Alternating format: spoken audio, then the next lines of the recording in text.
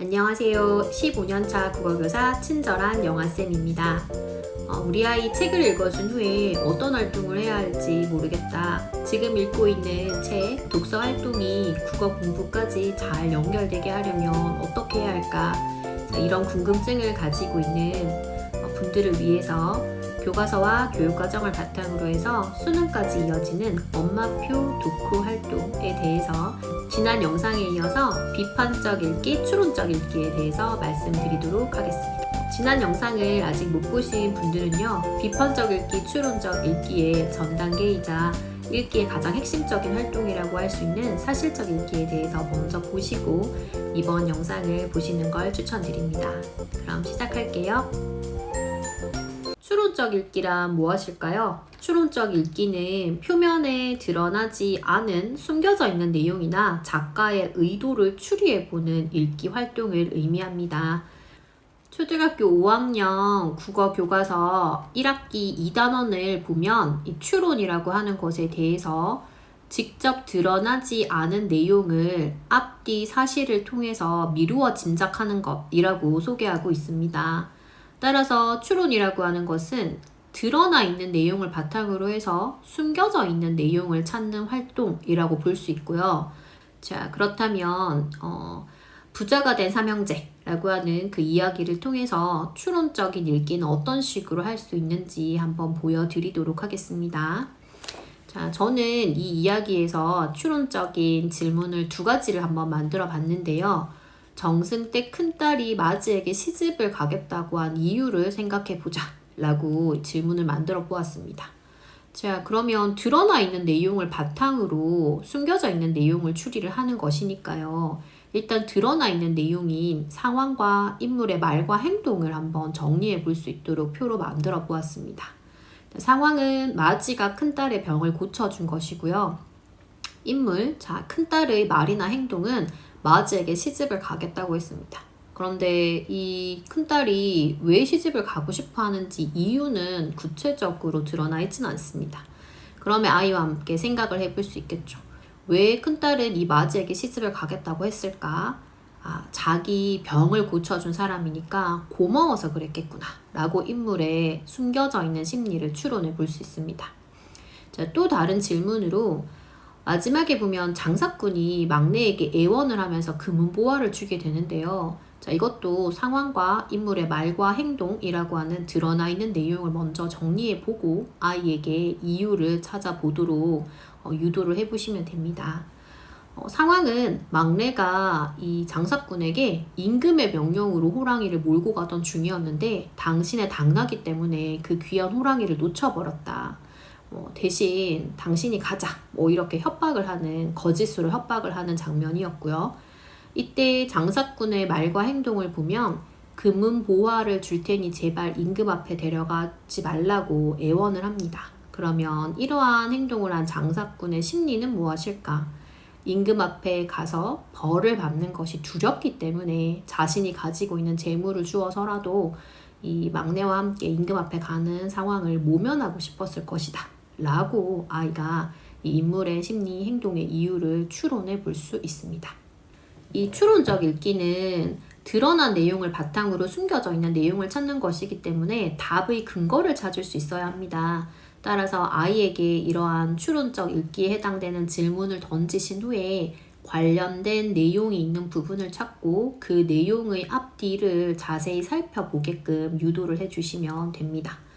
또한 아이가 잘못된 답을 찾았거나 엉뚱한 얘기를 했을 때는 그러한 말의 근거를 아이 스스로 찾거나 말로 표현을 해보도록 유도를 하시면 좋을 것 같아요. 그러면 아이가 그 이유나 근거를 설명하는 과정에서 생각의 오류가 어디에서 발생했는지 찾아서 고쳐줄 수가 있습니다. 처음부터 이런 식의 깊이 있는 이해를 하기는 힘들겠지만 이야기가 점점 복잡해지고 길어지면 더더욱더 이런 활동을 하기가 힘들고 아이도 이해하기가 어려워질 겁니다. 아이와 함께 책을 읽으시면서 적절히 개입해서 추론적인 읽기를 할 수 있는 질문을 던져보시고 또 아이의 생각을 적절하게 읽을 수 있는 방향으로 수정해 주시는 활동을 함께 해보시면 어떨까요? 자, 그럼 관련된 기출 문제를 한번 보여드릴 텐데요. 실제로 고등학교 국어 시험이나 수능에서는 이 사실적인 이해에 해당되는 표면적인 의미만을 확인하는 문제는 거의 출제되지 않습니다. 표면에 드러난 내용을 바탕으로 해서 인물의 심리를 추리해낼 수 있는지, 사건 간의 연관성을 파악해낼 수 있는지, 이 사실적인 이해를 바탕으로 추론적인 이해까지를 요구하는 문제가 보통 출제가 됩니다.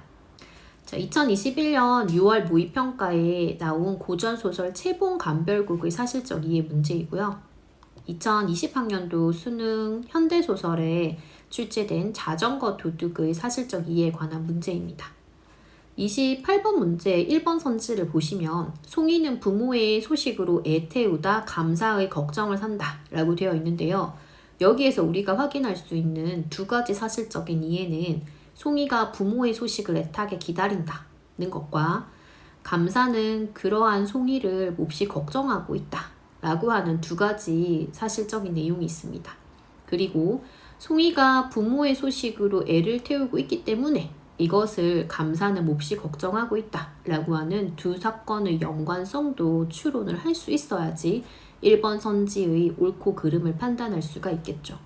30번 문항의 2번 선지를 보시면 아버지는 소주 2병을 덜 받아왔기 때문에 곤란했지만 나에게 당황한 내색을 하지 않았다. 이거는 틀린 선지인데요. 이 2번 선지를 이해하기 위해서는 혹부리 영감의 가게에서 아버지가 물건을 떼우고 있다 라는 것과 아버지가 이 혹부리 영감의 가게에 물건을 떼러 갔다가 소주 2병을 덜 받아와서 경제적으로 곤란한 상황에 처했다 라고 하는 이해가 필요합니다. 또 아버지가 아들인 나에게 이 소주 2병을 덜 받아온 상황에 대해서 당황한 내색을 했는가에 대한 판단도 필요합니다. 비판적 읽기는 글의 내용에 대해서 의문을 제기하거나 다른 관점에서 바라보는 읽기 활동입니다. 실제로 독서를 능동적인 활동이라고 지칭하는 것은요, 글을 매개로 해서 작가와 독자가 서로의 생각을 주고받는 과정이기 때문에 그렇습니다. 이 작가가 이렇게 내용을 썼으니까 그것을 일방적으로 받아들이는 것이 아니라 자신과 다른 생각이 있는 부분에는 이의를 제기할 수도 있고 또 작가의 생각에 대해서 추가적으로 다른 내용들을 찾아보거나 또 다른 관점에서 생각해 보기도 하는 것. 이러한 과정이기 때문에 독서를 능동적인 활동이라고 얘기를 하고요. 실제 국어 교과서에서도 이 능동적인 독서를 상당히 강조합니다. 다만 글쓴이의 생각이 틀렸다가 아니라 나와 다르다라는 관점에서 바라보는 것이기 때문에 이렇게 비판적인 읽기를 할 때는 비판적 읽기의 근거가 되는 부분을 제시할 수 있어야 함을 아이에게 알려주셔야 합니다. 자, 그럼 부제가 된 삼형제에서 비판적 읽기를 할 수 있는 질문을 제가 한번 만들어 보았는데요. 이 질문을 보면서 설명을 드리도록 할게요. 여기에서 삼형제는 은돈 한 입씩을 가지고 서로 여행을 떠나게 됩니다. 그런데 얘들이 산 게 지팡이, 북, 장구 이런 것들이잖아요. 은돈 한 푼밖에 없는데 과연 이걸 사서 부자가 될 수 있다고 생각을 했을까? 너라면 부자가 되기 위해서 은돈 한 입밖에 없는데 뭐를 샀을 것 같아? 그걸 왜 샀지? 이런 식의 질문을 던져보시는 겁니다. 또한 막내 같은 경우에는 형들과 조금 다른 방식으로 부자가 되죠. 이 장사꾼에게 거짓말을 해서 금은 보화를 얻게 되는데요. 자, 이러한 인물의 행동에 대해서도 이의를 제기해 볼 수 있습니다. 이런 식으로 비판적인 읽기 질문을 던져보고 또 그 뒷이야기를 써보는 창의적 감상적 읽기까지 나아가 볼 수 있습니다. 이 비판적 읽기에 질문을 만드실 때는 다양한 관점의 예시를 아이와 함께 공유하면서 만들어 보시면 좋습니다. 전래동화나 세계의 명작에서 과거의 이야기를 현대적인 관점에서 생각을 해본다든가 서로 다른 문화, 예를 들어서 유럽의 이야기인데 우리나라의 상황에 비추어서 생각을 해본다든가 어른의 시각으로 쓰여진 이야기인데 이것을 아이의 관점에서 바꿔본다든가 뭐 이렇게 다양한 방식으로 아이와 함께 질문을 만들어 보고 또 이야기를 만들어 보실 수도 있는데요. 원작을 비틀어서 쓴 패러디 작품들을 참고해 보시는 것도 이러한 비판적 읽기나 비판적 읽기를 바탕으로 한 창의적 읽기까지 나아갈 수 있는 좋은 소재입니다. 예를 들어 전래동화의 토끼와 거북 이야기를 패러디한 유설화 작가님의 슈퍼토끼, 슈퍼거북 같은 경우에는 주변의 아이들을 보아도 정말 좋아합니다. 아이들이 원래의 이야기를 잘 알고 있는데 이것을 완전히 새로운 관점을 생각을 해보는 것이니까요.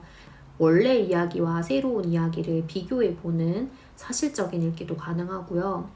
또 이 원래 이야기에서 왜 거북은 이랬어야만 했고 왜 토끼는 이랬어야만 했을까? 현대적인 관점에서 새롭게 생각해 볼 수 있는 비판적 읽기도 가능한 활동입니다. 비판적 읽기는 수능 문학 문제에서도 단골로 출제되는 유형입니다.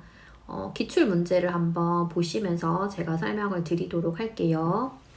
문학은 총 4개의 지문이 나오는 경우가 많은데요. 이 4개의 지문에서 각각 한 문항씩이 비판적인 이해를 요구하는 문항으로 출제가 됩니다. 올해 2022학년도 수능에서도 마찬가지로 총 17문항 중에 4문항이 비판적 이해를 요구하는 문항이 출제가 되었습니다. 형태도 거의 유사합니다. 보기를 바탕으로 내용을 이해하거나 감상한 내용을 적절성을 묻는 유형이고요. 3점짜리 고난이도 문항으로 보통 출제가 됩니다. 이런 비판적 이해를 묻는 문제의 보기에는 주로 작품을 보는 다양한 감상의 방향이나 혹은 작품에 대한 정보를 담고 있는데요. 많이 보신 거 아닌가요? 어디에서? 아이들이 읽는 책의 제일 뒤에 그 챕터를 보면 보통 작가에 대한 추가적인 정보를 담고 있는 부분이 있는데요. 그 부분을 읽는 걸 좋아하는 아이들도 있겠지만 저희 아이들은 덮어놓고 패스하는 부분입니다. 근데 이렇게 중요하다고 하잖아요. 그래서 저는 미리 한번 읽어보고 아이에게 흘리듯이 재빨리 던집니다.